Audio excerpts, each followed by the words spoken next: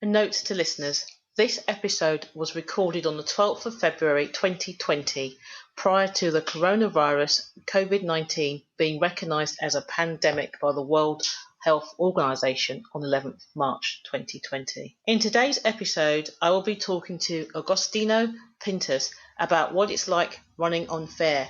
Agostino talks about how he felt that he had handed his life to corporate and that he never wanted to do that again. Agostino chose real estate as a vehicle to take back control of his life. Listen in to hear the rest of our conversation. Before we begin our conversation, here is a quick shout out to the pathologically curious. Check out the Maverick Paradox magazine. It's a digital magazine written by Mavericks for business owners and professionals. You can find the magazine at themaverickparadox.com. The magazine's aim is to provoke maverick leadership everywhere. Welcome to the Maverick Paradox podcast, where we explore what it is to be a maverick and discover effective modes of leadership. I am Judith Germain, and my mission is to propel the maverick mindset into a world where character and integrity will ultimately have a higher premium than personality and bureaucracy. So thank you for joining me on this journey. If you would like to continue with me, then please subscribe to my podcast on iTunes, Stitcher, or one of the other popular podcast platforms. And today, our guest is Agostino Pintus. Hi, Agostino. How are you doing? I am great. How are you doing? I am really up for it. I'm very looking forward to our conversation today. Yes, But before we start, tell me a bit about you. Well, I've been a lifelong entrepreneur, but I just didn't know it, right? When I was a kid, I was first exposed to computers at a very young age when I was like 9, 10 years old. And since that time, I wanted to be an entrepreneur, and I totally ignored it. And, ended up going to corporate America and doing all that, becoming a CIO, running large enterprise IT. And then after going through many, many challenges, many failures, working as a corporate person, even at the highest levels, and really turning myself over to a company like that to help build that success, which is what you're supposed to do. Mm-hmm. And then failing miserably because, one day the boss calls you into the office and hands you the box and tells you to get lost.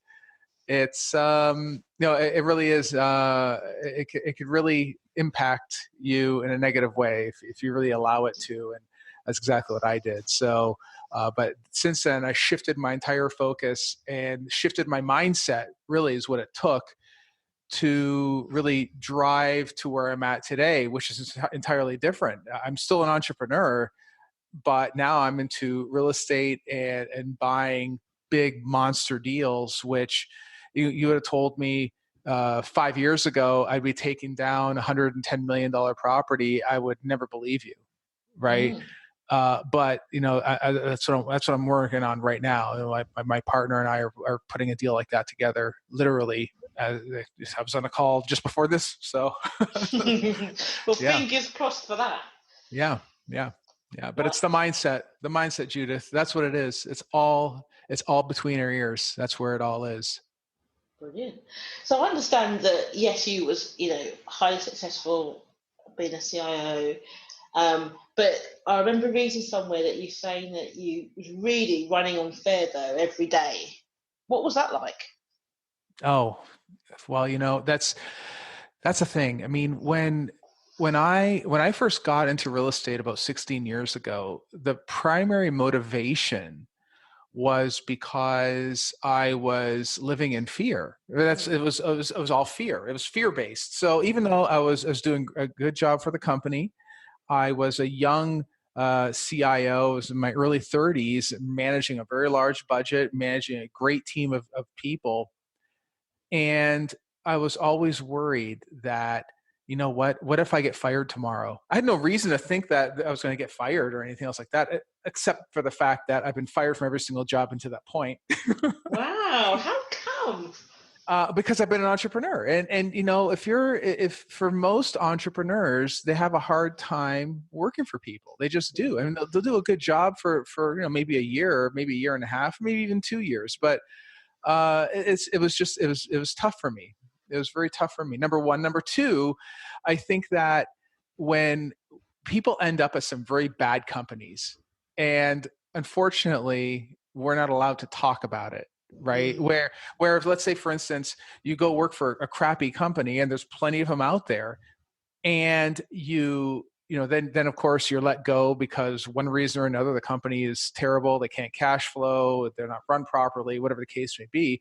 You can't exactly go to the next interview and say, yes, I made a bad choice and I worked for this crappy company. You can't really say that either. So I've had a few of those stints myself. But at any rate, the whole premise behind getting into doing what I ended up doing today, the reason why I started was fear-based. If I could buy enough houses, if I could buy enough properties, I can cash flow X hundreds of dollars or a couple $1,000s a month, and that'll protect me in case something happens, which is entirely the wrong way of thinking. It's it's scarcity mindset. And if you get into the scarcity mindset, you will more than likely fail. It was not a mindset of abundance, which is what I'm creating now, right? Which totally different. That makes sense. So when you was in corporate and you said that, you'd been moved from one job to another under short periods, so I can understand how that would generate that kind of fear. But did it happen often enough for you to think, I need a new game plan here? Or was it a case of, did you feel like it was always going to happen? Do you know what I mean? It's like... Yeah, I would say that when I handed my life over to corporate, and again, maybe because I'm wired differently, I'm not sure, but I basically handed my life over to another party, because essentially it's what you're doing. This other party is going to tell you, you need to show up, Judith. You need to show up at this place, at this office at 8 a.m. and you're going to leave at 5 p.m. because someone said 50 years ago or 100 years ago or whatever, that this is the rule. This is the rule you must follow. And it's when you do that kind of stuff, you just fall into a rut. I think is what happens, and this becomes life. You turn your life over. The one life you get, you only get one. This is it, right? We only get once around the ride, and you're spending your days that you can never relive, showing up 5 days a week, doing this, playing the same game over and over and over again. And when you turn your life over like that to someone else, you better hope that, and that's all you have, you better hope that they don't end up burning you or really taking that job away from you, right? Yeah, you know what? You really grabbed my attention when you said handing your life to corporate. And you know what? You really kind of managed to sum it all up in one sentence. That whole feeling that I get when I see people in commute time. It's that kind of, I don't know if it's drudgery, but it's that kind of, no one's happy. No one's happy on the train to London. Do you know what I mean? You look around, because like when you work for yourself, you can choose the times that you work. So generally I tend to avoid rush hour. Right. But there are times when you can't. So you're in rush hour and you're like, because it's something you don't do all the time, you're like, you're quite kind of chirpy because it's just like, and then you look around and everyone's just dead-eyed. Do you know what I mean? Completely dead-eyed. Even when they're watching something on their phones, they're still dead-eyed watching it. There's no animation there. And then when you get to the Friday, everyone's really excited, talk about the weekend. And you just think, if you could take that excitement that you feel at 4:30 for the rest of the week, life would be pretty good. And I think one of the reasons I think that I do a lot of leadership work is because I recognise that thing that, as you've put it so well, that people hand their lives to corporate and corporate aren't taking care of them. So it's like people have trusted their entire life, and most people these days spend most of their day in work. whether that's work at home or train or whatever, but in that workspace. And yet corporate is not handling it well, is it? Let's say they're burning you up and throwing you out. Yeah. So tragic. It's really disheartening. That's the thing though too. I think what many people underestimate is that, if number one, we get one life. You know, when you lay in bed, when you get ready for bed tonight, you're going to think, hopefully you think back of, how did you spend your day today? What did I do today that helped me move the needle to get me closer to that goal, right?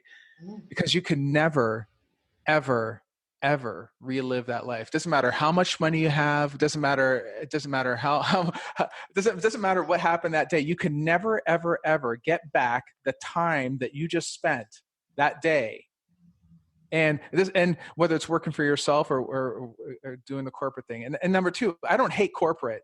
No, it's more along the lines of, there's this trust that, like I said, someone's just going to take care of me, or someone's until one day they don't, right? Until one day your boss walks up to you and hands you the box and say, pack up your stuff and get lost, or you're done here. Well, why is that? That sounds so harsh. It's not quite as harsh in the UK. Oh yeah, over here, no. It's, well, you know, it could be pretty harsh like that. Wow, I can't imagine what that must be like. But you know, Judith, I'll tell you what though. I read this somewhere that losing your job is almost as traumatic, if not more traumatic, than going through a divorce or going through a breakup, right? And imagine that's kind of the reason why people don't want to get fired, right? Because they don't want to go through that breakup, right? Yeah. And sometimes a good kick in the teeth is what you need to really get people moving and get them motivated. You know, that's really what it is. And that's what it took for me anyway. It took me a couple of getting beat up and getting my teeth knocked in before I realized, you know what? I am not doing this anymore. I refuse to put my life in the hands of some stranger that doesn't give 2 iotas about me. I refuse. I'm done. I quit doing this. I'm getting off the train. Yeah. Because the thing is, if people say that it's safer in corporate, but it's not if it means that you are giving away your creativity and your passion. Because there's so many people who are doing a job because it's a job, but not because they love doing that job. Yep. That's right.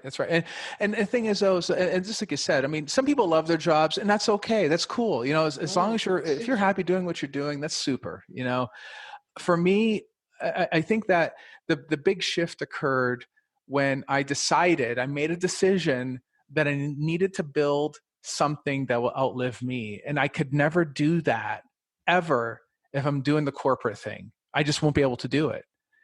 And the only way to do it is to go all in, burn the ships and go all in. That's exactly what I've been doing. I trained myself up. Like I said, I'm attacking this one deal right now. It's ginormous.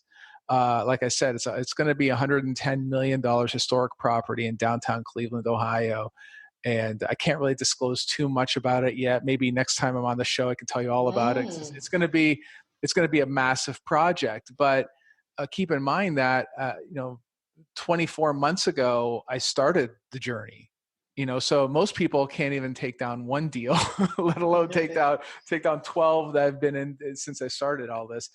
And, but it took a massive amount of hustle, making the decision to execute, and really keeping that why in focus, and my why right now, like I said, is to build something that is so big that it'll outlive me, something that's so big that I can hand off to my son, and he can hand off to his kids down the line, and his kids will know my name. That's how big I want this thing to be. Wow, so that will be pretty amazing. So how did you get there? Was it the being sacked that last time that made you go, right, that's it, I'm sorting my life out? Or was it something else? No, it was that last time. I was working with a group out of Indianapolis. I met this great guy. He was a president of the company. This is shortly after moving to New York City, where I was living, and he happened to live in New York City as well. And I went through a lot of rough stuff when I was living there too, and that's a whole other discussion. But at one point, I was ready to go and move on from New York. It's a good place to stay for a short amount of time. you know. And but I met this gentleman, and he needed a CIO for the company he was working with, and he asked me to come on board, and I did. And I transformed that company. They had some serious technology issues and personnel issues, and I helped organize that and fix it all up and made them productive again. I mean, for an IT company, they went through a lot of problems. But then, fast forward a couple of years, we see some success there, but regardless, there's some execution issues on the sales side, and he decides he's going to leave the company. The new guy comes in, who for whatever reason, doesn't like me, doesn't like anything that we've done, wants to change the name of the company. I mean, he was whole different mindset this guy had. That's quite a radical thing to do, isn't it? The company CEO. Oh yeah. And but what's most important though here is that whenever a new C-level executive or CEO comes in or president comes in, they typically want to replace the whole management team with their people, right? And that's the thing about being at the C-level, is that you're vulnerable to such things. And this was no exception. So again, I'm in my 40s, get bounced out, hand me the box, great. So now here I go again in my 40s dealing with this. This is when it becomes, I mean, it was unacceptable in my 30s. Why would it be acceptable now, right? And I'm like, I can't do this anymore, and I refuse to do it. I mean, I'm done. I put myself in this situation. I have my family that relies on me, and clearly, what am I going to do? Am I going to do this at 55 now? Am I going to take on another job, not living my potential? Really? Is that the best I can do? Or can I do more? Right? That's the key, right? What is the best? And if the best I could do is going to go, crank out 40 hours a week being at some place I don't want to be, then that's terrible, in my opinion. Yeah. So how did you know that you weren't living up to your potential? Was it a feeling, or did you always knew there was more inside you? No, yeah. You know what? It was one of those things that up until that point, when I was working for this company, I'm thinking I got lazy. It's part of the problem. I was making very good money. I was living in a nice place, going out every other night, having fun with friends, doing all that stuff. It was a very relaxing life from that perspective, right? But it wasn't until they hand me the box till get lost, right? Yeah. So I left Indianapolis, went to Michigan, started selling off some properties I had there, went to Virginia, started selling off properties there, thinking, okay, what am I going to do next? I need to take control of my life. I need to live my potential. What am I going to do? And then I thought, real estate. I've been doing real estate for 16 years, but I wasn't really trying. It was just like it was a thing that I would add on as I go, not a big deal. I wasn't really focused on it, right? Right, yeah. But one thing is for certain is that real estate, despite all the problems I had in my life up to that point, that real estate was always kicking off some money. Every month I get a check, right? Every month something would happen. I'm like, that's the key. If I can build that up on this, then I might make more money. Right. But it's funny how things come around full circle, right? But what's most important though is I think where it failed the first time, it didn't fail the second time, is that I didn't go all in the first time. There's fear was ruling my life. Remember, fear is what kept me there, right? Mm-hmm. But now, having been through all the crap that I've been through over the 16-year period, and I've been through a lot of stuff. That's a whole show. I've been through a lot. You're teasing me with that. You don't tell me, but you're a big tease. It was pretty bad, right? Some of it was pretty bad, but up until that point, once you go through, once it gets so bad, yeah, that you start questioning your own existence. When things start getting that bad, and you survive it, you realize that there's nothing to be afraid of. There's nothing to be afraid of. And I think, and that's what had to overcome, because what stops many people from actually taking that step is fear. They're afraid, oh my God, what if this doesn't work? But then, like I said, though, you realize that it didn't work out. I had some real bad problems, but I'm still alive. So there's another chance. There's another chance for me. And this is exactly what I did. And I made a decision. I was speaking to a friend of mine. He told me about how to syndicate a deal, how to syndicate a multifamily property. And he explained how you're able to apply leverage to buy a property. And here in the States, it's very different. I'll explain that in a second. Once he explained it, how it all worked, I'm like, I could do that. I mean, that's I can raise money from people, and I can, that's the thing though too. I had never done it to that scale before for that purpose, but I committed to doing it. So here in the States, you're able to buy multifamily properties. Like you're think of like 100 units in an apartment building, right? Or plus, right, okay, even bigger, right? And which is very different than the UK. You're able to apply a high degree of leverage here. So the one deal that we just closed in December is 148 units, and it's interest-only loan for 2 years. My rate is 3.87%. I mean, you can't do that. Yeah, you can't. That's amazing. Yeah, and that's the thing though too. In the States, you can do that kind of stuff. Like I'm from Canada originally. I can't do that in Canada. There's no way. In other countries, it's not possible. Here, this is the only place you can actually do that kind of stuff. And but just like I said, though, as soon as you understand that, the light went on. I'm like, that's what I'm doing.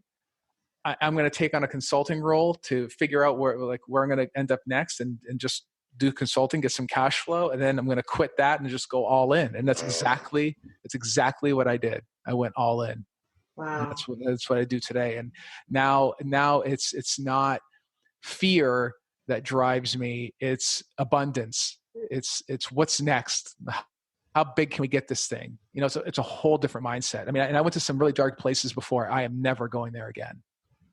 Yeah. And I think sometimes when these things happen to you, these dark places that you're alluding to, it does make you realize, what, I can be more than this. I can do this. But it does take a certain mindset. Did you have a lot of people trying to tell you that you were wrong? Well, it's funny.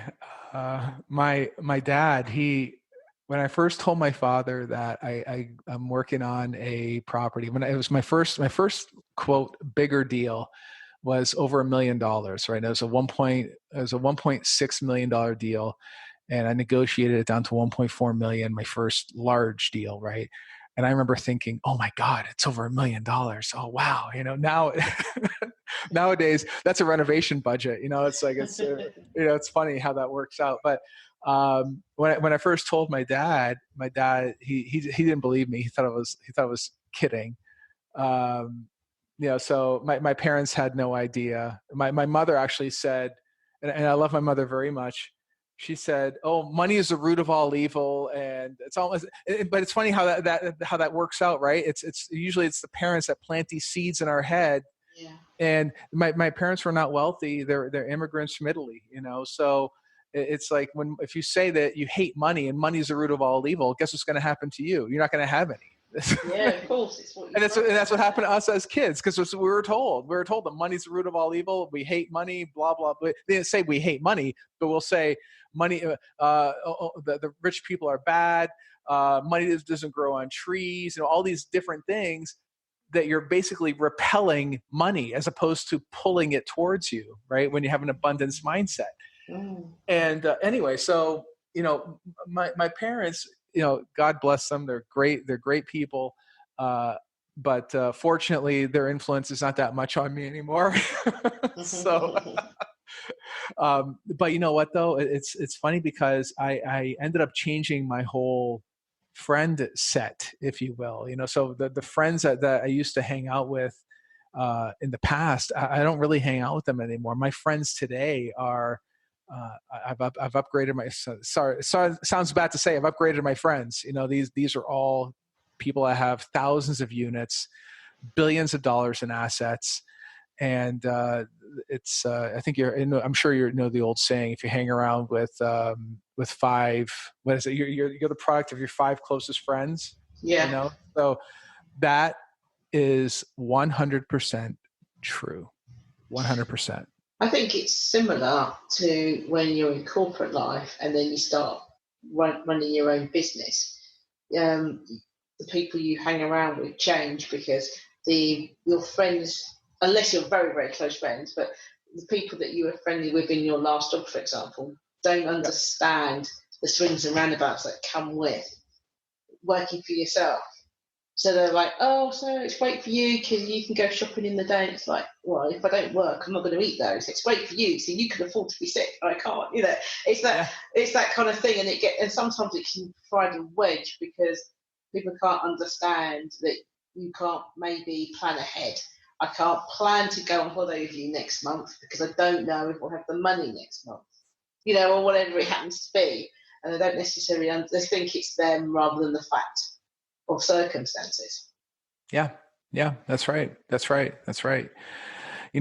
the one thing that you do get though, when you're working for yourself and you're building your own vision, is that you have a higher degree of freedom. And freedom is not just having money, it's also having time, And I mean, back in December, I went to Colombia for 6 weeks, December part of January, because I can't stand the winter, and it gets really cold here in the Midwest. So, went out there with my wife, and it's like I can do that kind of stuff there. I can operate my business from there. I don't have to be here to do it. Yeah. If I were working for someone, I would never be able to do it. I would never be able to pull that off. Yeah, I would never be able to pull that off. But I think, getting back to that who you surround yourself with, it's funny because every once in a while, I will still talk to friends that are still doing the corporate thing, and they are still living in corporate. So when I used to live inside the corporate realm, we would talk about the 40 hours and 2 weeks off and where we're going to go on vacation and all that fun stuff. And I've been away from it for so long now that when I go in and see them, I hear all the conversations. I'm like, guys, you don't have to do this anymore, right? This is, there's a whole other world out there, but people don't realize that. They don't realize that if you just burn the ships and live to your potential, there's a whole life, a rich life waiting for you. And it's just hard. It's hard for people to figure that out, though. I think that's the key. It's just hard for people to figure that out. Yeah. What sort of tips would you give people to get over the fear of leaving corporate life, leaving the nest, as it were? They have to believe in themselves. And I'm not saying not like, this isn't some hocus pocus thing where you just stare in them, look in the mirror and stare into your eyes and say, I'm worthy of this. That's one thing. Yeah. I mean, that's something, of course, right? But actually believing it by writing. So for instance, I write out my affirmations every day. I write out what my future is today. I write it out as if it's already happening, right? It sounds like a load of crap, but I promise you that stuff works. I promise all your listeners that stuff works. If you're religious and diligent about it, it will work. I journal every day. I have a vision board that I see every day. And what it's doing is it's pulling that future towards me, right? Yeah. And I have full belief and faith in that vision. 100%. I am 100% in. That's the key, right? Where people, and I did the same thing, I would have a backup plan. Well, if this doesn't work out, then I'm just going to go back and do the job thing. I don't have a choice. I am not doing the job thing. It will never happen again. I already decided that. I made a decision. I cut myself off from that. That's not even an option. And when you realize it's not an option, you'd be surprised what you can do. You'll be surprised. You will be surprised. Yeah. Because you've got to eat, all right? Well, yeah. Hey, Judith, listen, that first deal I did, that was over $1 million, right? And I just happened to see it. It was on a website somewhere. And the property manager that was already managing some small units for me, he happened to be selling this property. So I was practicing running my numbers. And by that, like, what I'll do is I will test deals, right? And it's really to help me practice so I know my market, right? So what I'll do is I get a deal, I put it in my calculator, I see how it could project and how it could perform. And you typically do like 100 of those those tests before you find one deal that may actually work. So this deal would just happen to be up on my screen. And I spoke to the property manager who happened to be selling this deal. And I said, Gary, what's going on with this deal? And he said, just fell out of contract an hour ago. He told me like 1.4 million. I said, great, send over a purchase agreement. I'm signing it right now. That's exactly what I said. I did not even look at the property, Judith. I just committed immediately. I don't recommend people do that. Don't do that. Right. But I committed immediately. I signed it up and sent it in. Now, the next question was, I was in shock for a second because I'm like, oh my God, I got to go raise $500,000. So that was a very Maverick thing to do. Yes. I decided that this is the deal. I need to get this done. And that is exactly what I did. I made, you know how many phone calls I made? Yeah, a whole ton of them. Judith, I made 2 phone calls. You're joking me. I made 2 phone calls. Wow. I called one lady. She gave me she didn't even give me an explanation. She just said, no. And then that's it.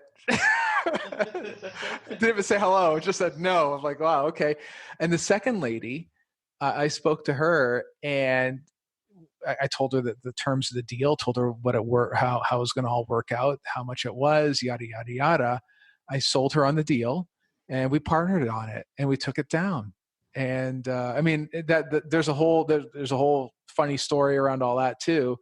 A lot of learning lessons with that one. But the point is, we got it done. You know? So how does it work? Because I'm very much aware that it's quite a different thing to when we have a estate agent. So you went out and you saw a property that you knew you could make money on. Yes. So you buy the property, and then you find someone that you can help sell the property. Is that how it works? No. So it's kind of like this. So in here in the States, which is very different than like in the UK, Colombia, like different places that I'm aware of, right? You don't, they're not condos.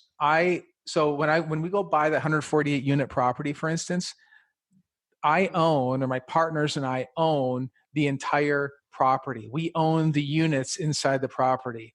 The people that are living there only rent the units. So every month, you're like landlords. Yeah, exactly. So every month they're sending us a check, right, to live there. And what we do before we get into the deal, before we actually buy the asset, is we're doing the math. We're seeing, okay, if we raise X amount of money, we give equity to the investors, and we keep equity. They get equity. We give them a return on their investment, and because they have equity in the deal, when we go to refinance, this is another great thing about this business here, is that, let's say, for instance, I bought this property for $4 million, right? We increase value by driving rents up. We make improvements. Maybe we get rid of some of the bad apples, bring in some great tenants. We do all that and drive revenue. That driving of revenue increases the overall valuation. So in one property we're doing right now, we bought it for, all in $4.5 million. We're refining it right now. It's going to refi for $6.5 million. So we created $2 million of value in this property in 1 year, right? By driving rents up, by getting rid of some of the bad apples, by stabilizing the income, and by cutting expenses, right? Getting rid of some. They had the previous owners just had a bunch of other expenses that were not necessary. So what the bank does, they go in and then they'll say, you know what, we like what you're doing here. We'll give you the difference. We'll give you, so if you're doing 80%, 80% loan to value, they're going to give us 1.5 million back. Right. So then we just take that money, we give some of that money back to the investors. And then of course we get paid, and that's it. That's how we get paid. I don't get a paycheck. That's how I'd get paid. I take down deals and we make them perform. That's what we do. Okay, that is quite different then. Yeah, it's very, very different. It's in places like Colombia, for instance. I know that market because my wife is from there. But in Colombia, it's different in that I think it's similar to the UK, where you're buying the actual unit in a building, right? That doesn't necessarily work here. Now, I think, but I do know that in the UK you are able to have like to rent places, I believe, right? Yeah. Yeah. It just works differently over there. Money's more expensive for sure. Money's way more expensive over there. So it is, in a way, though, it is a mindset, isn't it, in terms of how you see what the opportunities are? Because I mean, for most people, when we would say made redundant, so you're saying given the cardboard box, it's like the worst thing that could happen, and you've taken that and gone, you know what, this should never happen again because I'm going to be the only boss that I work for. Yeah. I mean, I made a decision. I mean, that's I wish there were an easier way to say it. It's like, no, and I do coaching. I do personal coaching to help people get into deals. And the very first thing we do is discuss the mindset, and try to get them out of the mindset that they're currently in about, oh, can I buy a duplex? Which is fine. If you want to buy a duplex, that's okay. But why not go bigger? If it's because of the zeros, are the zeros scaring you? What's scaring you, right? I mean, if that's all that's scaring you, zero is nothing. So nothing should be scaring you right about now. What it comes down to is your ability to get the knowledge and apply it. Because that's why people are afraid, right? When people experience fear, it's because they don't understand they don't have the knowledge. They don't understand what the outcome could possibly be. But once you have the knowledge, then you're no longer afraid. Yeah. So what tips would you give people? If they're experiencing fear right now, I would say take a step back and document what life needs to be for you, right? If you had no limits, if there were no limits, you could do anything, you could be anywhere, you can do anything, what would that be? Mm-hmm. And start writing, right? If let's say, for instance, you want to have a home in Central America overlooking the beach, you picture it in your mind, you picture it for real, and then you write it down. I have a beautiful home on the beach. Right. And by making all these things real in your mind and documenting it, that's the first step to making it real, because people seem to believe that whatever's going on around us, this is life right now. But this is only life because we created it like this, right? We're floating. We're just floating right now. Most people are just floating through life, going from job to job, place to place, and that's it, as opposed to living on purpose. And when people start taking control and living on purpose, deciding what their life is going to be by thinking about it up front, and then start working towards it, that's how you make life. That's how you build a life. That's the difference. And most people underestimate what we're capable of doing. One other aspect is that when you do write it down, your reticular activating system activates, right, inside our brains. And so basically what that is that, was there ever a car or something that you wanted when you're like, say for instance, you really wanted a Volkswagen Bug for whatever reason, and next thing you know, you start seeing them everywhere. Yeah, exactly. That's the reticular activating system doing that. It's, for me, it's like I want. I pre-ordered a Tesla Cybertruck. Now I see Teslas all over the place. It's like up until that point, I didn't even think about getting that car, and now I see them everywhere. Because now I write it down every day. I said my Tesla Cybertruck rolls up to my new home. I write it down every day. Every day I'm writing it down. And that's now I'm seeing them. Now I see Teslas everywhere. That stuff works. It works for real. I'm going to have to stop. You're the second person who gave a very convincing argument for that, so I might have to start doing affirmations. Yes, and that's the key though, right there, is that when you start writing the affirmations, and and really believing in them. That's the key. You got to believe, right? You got to believe that's true. And because if they don't believe that's true, it'll never happen.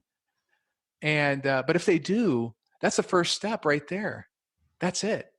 Everything that we see around us right now, the people we hang out with, the clothes we're wearing, all of the home that we're living in, it's all a reflection of the choices that we have made and the life that we have built. And if we don't like it, it's time to change it.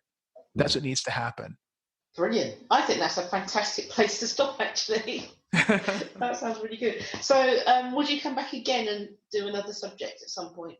Absolutely. Yeah. And you can tell me how you got on with that deal. Yeah, well, we're going to be closing. I think we should be done in middle of May. Wow. So yeah, well, I shouldn't say done. The deal will be closed, and I'll be able to talk at length about the asset, because I'll tell you, it's just unbelievable. It's crazy. It's a crazy deal. It's crazy. Well, thank you so much. You bet. Thank you once again for tuning into the Maverick Paradox podcast.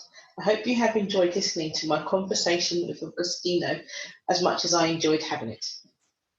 If you are pathologically curious and would love to find out more about the Maverick Paradox, then please subscribe to this podcast on one of the popular podcast platforms. Alternatively, you could explore our resources on Mavericks at maverickparadox.com. or read the Maverick Paradox magazine. We publish frequently each week. If you subscribe, you will get our monthly newsletter. And let's not forget my book, The Maverick Paradox, The Secret Power Behind Successful Leaders. For those that love a good discussion, you could apply to join our exclusive Facebook group. And finally, if you would like to work with us or just interested in finding out more about the Maverick at work, check out our website maverickparadox.co.uk.